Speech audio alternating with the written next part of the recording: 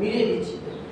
আসা আন তাকরামু শাইআন ওয়া হুয়া খায়রুন লাকুম ওয়া আসা আন তুহিব্বু শাইআন ওয়া হুয়া শাররুন লাকুম ওয়াল্লাহু ইয়ালামু ওয়া আনতুম লা তা'লামুন। আল্লাহ বলেন কোরআন মাজিদে 2 নম্বর পারা 2 নম্বর সূরা সূরা বাকারা 216 নম্বর আয়াত যে তোমরা এমন কিছু কাজ যেগুলো তোমরা অনিষ্ট মনে করো, ক্ষতি মনে করো, অমঙ্গল মনে করো, বস্তুত আল্লাহ রাব্বুল আলামিন তোমাদের সেই কাজটা তোমাদের জন্য মঙ্গল রেখেছে। সুবহানাল্লাহ। আর যে কাজটা তোমরা অকল্যাণ মনে করছো বাহ্যিকতে, সেটা তোমাদের জন্য অমঙ্গল নয়, অকল্যাণ নয়, এটাই তোমাদের জন্য কল্যাণ।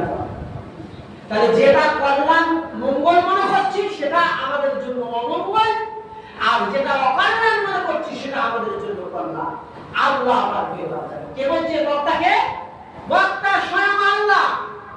তাহলে এবারে মিলিয়ে দিয়ে কোরআনের আয়াতের সঙ্গে তারা যে বলল যে হিন্দু মহিলাদের সিঁদুর দেখে দেখে হত্যা করছে, আলহামদুলিল্লাহ সুবহান আলহামদুলিল্লাহ, এই মিডিয়ার খবর যে মিথ্যা প্রতারণা প্রমাণ হয়ে গেছে। যেমন ভাবে ওই যে বললো হিন্দু মহিলাদের সিঁদুর দেখে দেখে হত্যা করছে, তাহলে হিন্দু মহিলাদের দেখে দেখে যদি সিঁদুর দেখে দেখে হত্যা করতো, তাহলে নিশ্চয়ই একজন মহিলা শহীদ হতো, কাশ্মীরের জঙ্গিদের হাতে নিহত হতো, অথচ যাদের নামের তালিকা দেখা যাচ্ছে সেখানে একজন মহিলার নাম পাওয়া যাচ্ছে।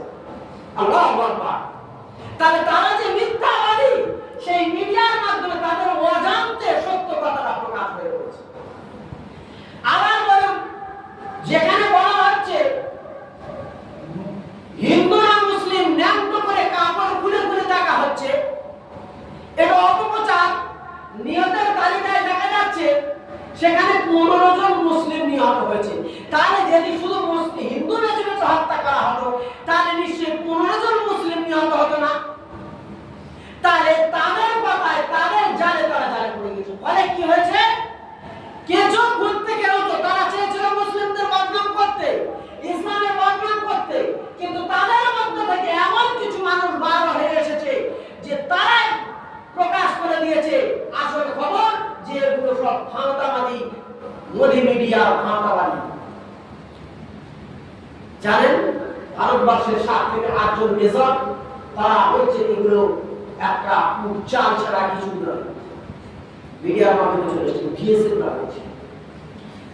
ভারত